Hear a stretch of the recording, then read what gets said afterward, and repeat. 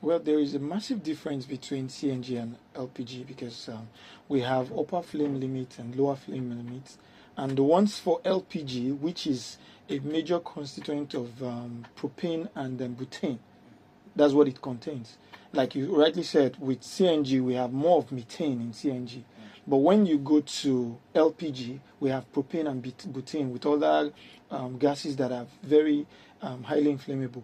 Now, compare that to CNG, it's a total different ball game. So with LPG, you need a light cylinder, not as heavy as the one you will have on CNG, because you don't compress the LPG. Remember, the meaning of LPG is liquefied petroleum gas, meaning it's in a liquid state. It's not in a compressed state. Even if when you release it, it comes out as if it's been compressed. But the amount of pressure that it stays under is not as much as what we talk about when we were talking of CNG. CNG, we're talking of thousands of PSI to compress it. But with LPG, we don't need that much pressure. So that means that the containers will be totally different. So whilst you can easily just use one hand to carry your 12 kg that you use at home for your LPG, which is your propane or butane gas that you use for cooking, when it comes to CNG, that same size of cylinder, you will need like 2 or 3 people to lift it up.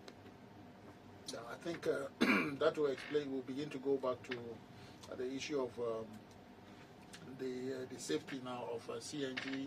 Also, considering the safety of CNG and LPG now. Yes. Now, if you're looking at because people have that phobia for anything that has to do with gas. Yes. Majorly because they don't really understand the constituent of the gases themselves. Then also the nature, like you mentioned, the state in which the gas is. Yes. CNG is compressed, highly compressed, and all that. Now, I also learned that it's lighter than air.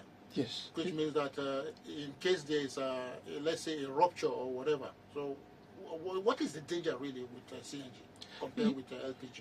You know, for CNG, for it to even be compressed in the first place is because you need much more quantity of CNG to create fire than you need of propane.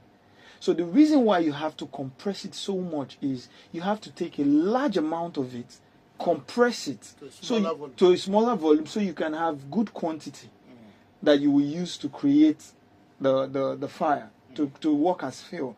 So that alone differentiates it from... So in a decompressed state, it's no longer flammable? It's no longer as flammable as when you have it compressed, where it